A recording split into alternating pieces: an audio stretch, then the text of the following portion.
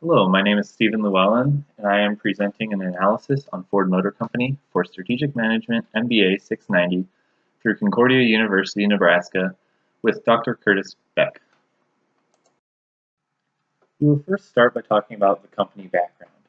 Ford was founded in 1903 by Henry Ford. Henry Ford was known for his innovation in early manufacturing, especially with the assembly line, which he used to create the Model T.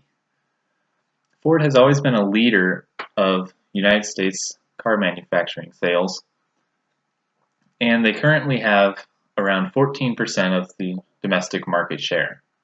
One of their big focuses right now is the City of Tomorrow initiative. This initiative is to deal with overpopulation and allowing more autonomous vehicles on the road, also including ride sharing, ride hailing, and more electric vehicles. Ford's vision statement follows their City of Tomorrow initiative quite well. It states, "Our aspiration, to become the world's most trusted company, designing smart vehicles for a smart world."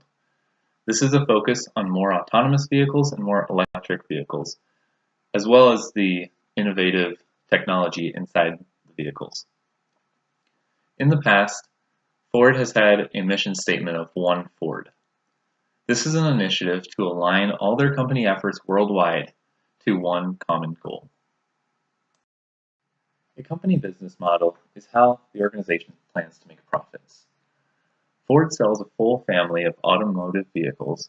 This includes cars, trucks, SUVs, and some commercial vehicles as well. Their target market is the general public. While they do offer some high-end vehicles, their main focus is the general public. Ford has had great success with the F-Series truck line. For 42 consecutive years, it has been America's best-selling pickup. In 2018, Ford sold over 900,000 F-Series trucks. There are four main competitive strategies: cost leadership, cost focus, differentiation leadership, and differentiation focus. Ford operates in the cost leadership quadrant. The market that they compete in is the broad market, appealing to the general public, and their competitive advantage comes from their costs. They focus on offering a good value by producing quality vehicles at affordable prices. They do not focus so much on differentiation. Overall, Ford has been a very ethical company. Henry Ford stated, "There is a most intimate connection between decency and good business." I believe this is represented in their code of conduct. In this code of conduct, they discuss workplace environment, conflicts of interest, environmental matters, health and safety, and anti-harassment, to name a few. Ethisphere Institute has ranked Ford as one of the world's most ethical companies for 8 years in a row. A good way to analyze a company is by looking at the 5 forces analysis. These forces are competitive rivalry, the threat of new entrants, the threat of substitute products, the power of suppliers, and the power of consumers.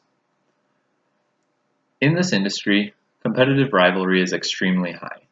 There are many car manufacturers, and they are all competing for their share of the market share. Because of this, the threat of new entrants is very low, because it is difficult for a new car manufacturer to enter this industry due to the competitive rivalry. Substitute products are any way that people can get where they need to go without using a vehicle.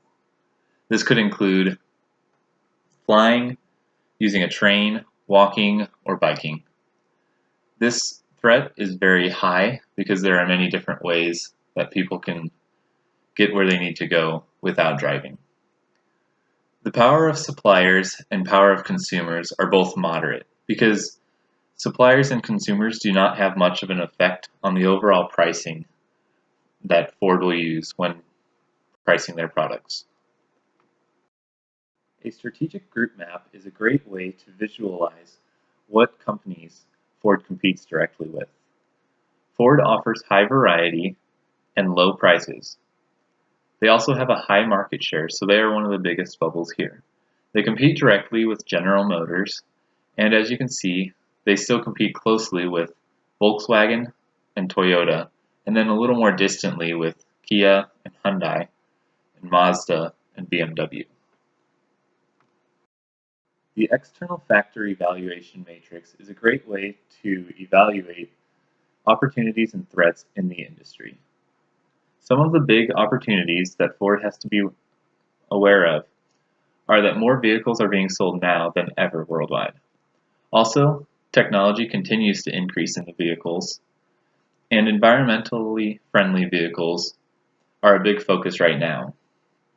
Some of the threats that they have to consider are the competition in the industry, the environmental impact of vehicles, and the regulation from selling in other countries. A SWOT matrix allows an organization to come up with strategies by combining strengths and opportunities, strengths and threats, weaknesses and opportunities, and weaknesses and threats. Some of the main strategies that Ford should focus on are investing more in innovative technology, expanding more into the foreign markets, marketing more towards families, and focusing on growing in the US market.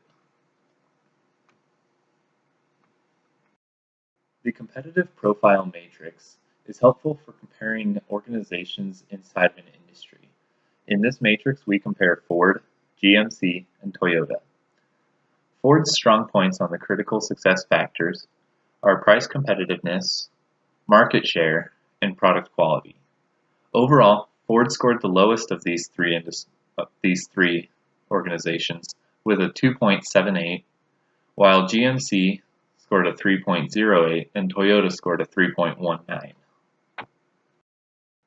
The internal factor evaluation matrix is beneficial for looking at strengths and weaknesses in an organization.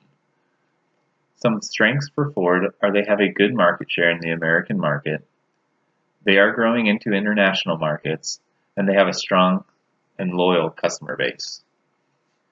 Some of their weaknesses are that they still have a smaller share of the international market than other manufacturers.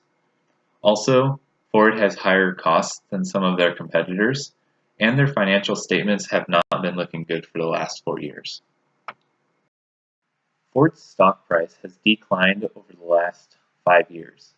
However, their financial statements are more or less average. Their net profit is bouncing between $3.5 billion and $7.5 billion over the last 3 years. Their return on equity is strong, with 10% return in 2018 and almost 22% return in 2017. Another ratio to focus on is their debt to equity, which is very low.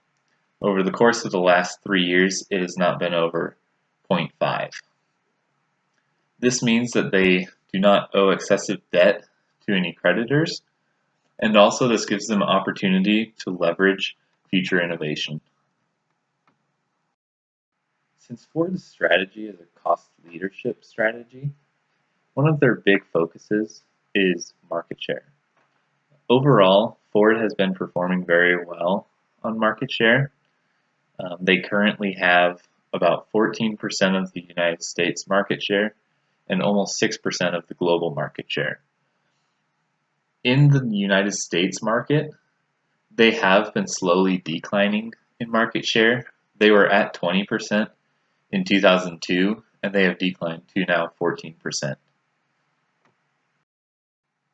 I want to present 5 recommendations for Ford Motor Company. The first is to retain the domestic market share. A large source of their profits come from the United States market, and you do not want to lose that. The second recommendation is expanding more into international markets. There's extreme growth in these markets, and it would be beneficial for Ford to focus a lot of attention on increasing that market share in international markets. One of the ways that you can both retain domestic market share and expand the international market share is by improving technology in vehicles. People will be more likely to buy the vehicles if they have the latest and greatest technology, are more innovative, and have increased safety features. In addition, This will help build customer loyalty and trust, and customers will be more likely to repeat purchase. The fifth recommendation is to effectively manage finances. Currently, Ford has a very low debt to equity ratio, but they are decreasing each year in gross profits. One of the steps that could be beneficial for Ford would be to use more leverage to improve the technology in the vehicles, and this will help increase sales, which will produce more profit for the organization. Part of analyzing an organization is to predict what the future year's financial statements and ratios will look like. For Ford, I'm predicting that in 2019, they will have increased net profits from 2018 and be producing a profit margin of about 2.44%. Also, the return on equity will be close to 11%, and the debt to equity will remain pretty close to the same as it currently is, around 0.4. One of the most important parts of implementing a strategy is reviewing and evaluating the strategy throughout the future. There are 3 steps to do this. The first is examining the underlying basis of the firm's strategy. To do this, you look at different factors that might have had an impact on the industry and how the strategy relates to that. The second step is comparing expected results with actual results. By comparing these two, you'll get a difference and see where the strategy has gone wrong or performed well. The last step is to take corrective actions to ensure that performance conforms to plans. Overall, Ford has been a very successful business for over 100 years. I think they can continue to grow on this success and improve their business by increasing the innovation that they offer in their vehicles and pushing more towards international market share. Thank you for listening to this analysis on Ford Motor Company.